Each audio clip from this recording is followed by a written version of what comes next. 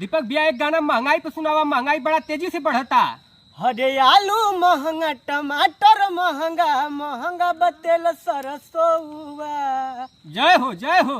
हरे सब कुछ महंगा कही दिल बानी, जीतला के बाद चुनावा। आवा अंदाज में।